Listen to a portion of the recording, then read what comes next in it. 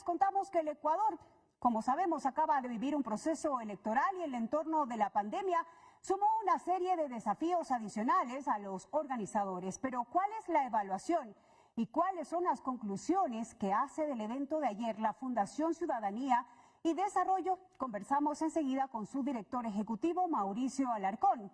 La Fundación Ciudadanía y Desarrollo tiene la misión de promover y defender el Estado de Derecho, la democracia y la transparencia. A quien le damos la más cordial bienvenida. Muchísimas gracias por estar con nosotros. Gracias por la información que va a proporcionar a nuestros televidentes de Gama Noticias. Importante saber cuál es la evaluación que ustedes hacen del proceso electoral que vivimos los ecuatorianos el día de ayer. Bienvenido.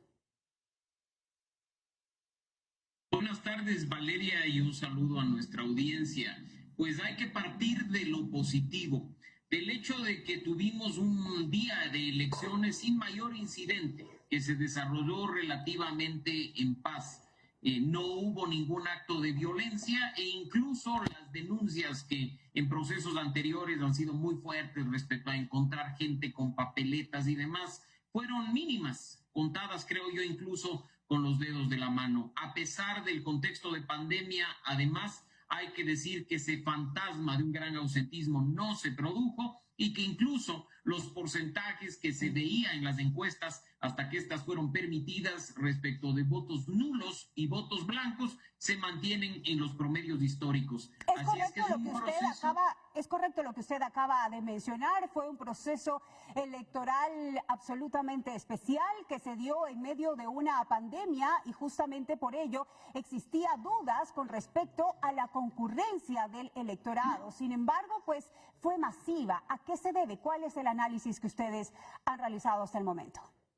Que los ecuatorianos finalmente se están tomando en serio la política y que no quieren que otros decidan por ellos, que saben que lo que está en juego en medio de un contexto de crisis económica, social, laboral, de seguridad, está más en nuestras manos que en manos únicamente de los políticos, ¿no? En ese sentido, como bien lo has mencionado, un número alto de ecuatorianos acudió a votar pese a las condiciones de pandemia, rompiendo, como digo, ese fantasma que estuvo presente hasta horas antes de iniciado el proceso electoral. En 2017 el ausentismo fue de aproximadamente 20% en las elecciones presidenciales pasadas y ahora estamos viendo que el nivel está en el 18.7, 18.8, es decir, se redujo el ausentismo respecto de procesos electorales anteriores. Creo Mauricio, que esto hay que destacar por el espíritu de los ciudadanos. Así es, incluso se conoce que el voto facultativo de los adultos mayores y también de los jóvenes entre 16 y 18 años también fue masivo. ¿Cuál es el análisis que ustedes tienen?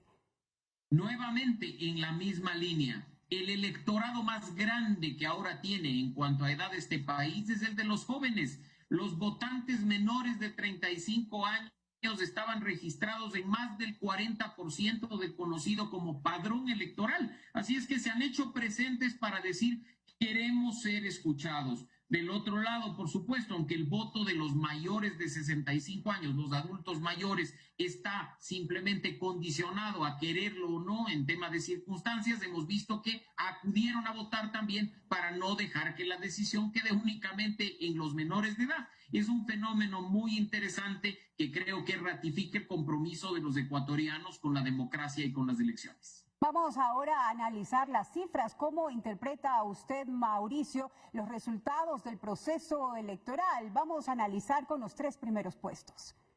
Bueno, creo que es lo óptimo analizar los 4, Valeria. En primer lugar, Andrés Arauz obtiene un porcentaje considerable, sí, menor que aquel que obtuvo Lenín Moreno en la primera vuelta de 2017, pero que representa el voto duro del correísmo, aquel que todavía ve en Rafael Correa un modelo a seguir o que añora la bonanza de sus años de gobierno. Ese voto además se presente Mauricio, en ese dato que nos acaba de dar, según el análisis que ustedes nos están proporcionando en este momento, ¿las personas votaron por este nuevo personaje en medio de la política, Andrés Arauz, o votó por el personaje antiguo ya conocido por la política de Rafael Correa? ¿Cuál fue el comportamiento del electorado que lo eligió? Si uno analiza cómo parte Andrés Arauz en el proceso electoral, es con unos niveles muy bajos de conocimiento y de reconocimiento de la ciudadanía. Aumenta su nivel de cara al votante cuando empieza a aparecer como el candidato de Rafael Correa. Así es que sí, probablemente un número de votos le corresponde a él como persona, pero es indudable que este porcentaje obtenido en muy buena medida se lo debe precisamente a la gran estructura correísta y precisamente, como digo, a esa añoranza del gobierno de Rafael Correa que muchas personas quieren volver a implantar en el país. Así es que ese es el resultado de quien ha ganado la primera vuelta. Continuemos entonces con ese segundo puesto que hasta el momento continúa así, continúa siendo disputado voto a voto. ¿Qué sucedió? El segundo puesto está disputado por un triunfador, el señor Yacu Pérez, que obtiene el resultado histórico más alto para el movimiento indígena desde su existencia, que además arrastra un número considerable, muy respetable de legisladores a la nueva Asamblea Nacional y que ha realizado y ha capitalizado mucho más el voto de nuestros hermanos de los pueblos y nacionalidades indígenas. Ahí está buena parte de ese voto de la población menor de 35 años que se sintoniza con su propuesta de medio ambiente, que se sintoniza con su forma sencilla de ser. Y del otro lado, en el segundo puesto, un indiscutible perdedor, pase o no a la segunda vuelta, pues el señor Guillermo Lasso obtiene el porcentaje más bajo de las 3 campañas presidenciales en las cuales ha participado. En el 2013 contra Rafael Correa obtuvo el 23%, en 2017 contra Lenín Moreno el 28% y ahora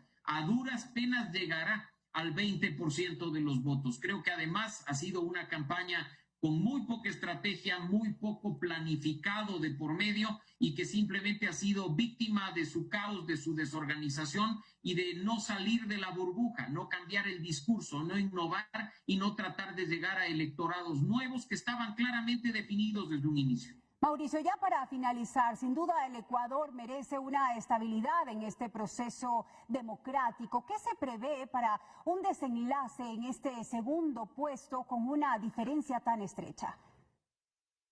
Es grave que no exista estabilidad, pero así es la democracia.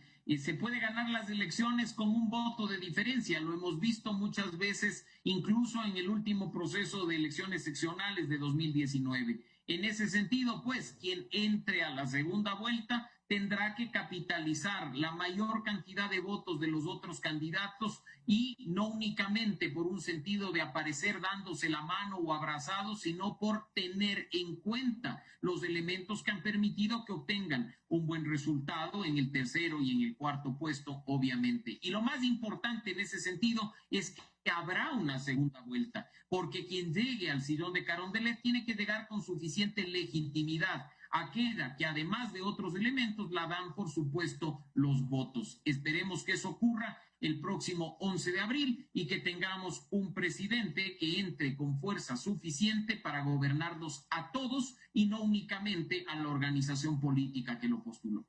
Muy bien, muchísimas gracias por esta importante información brindada para nuestros televidentes de Gama Noticias. Hemos conversado con Mauricio Alarcón, director ejecutivo de la Fundación Ciudadanía y Desarrollo.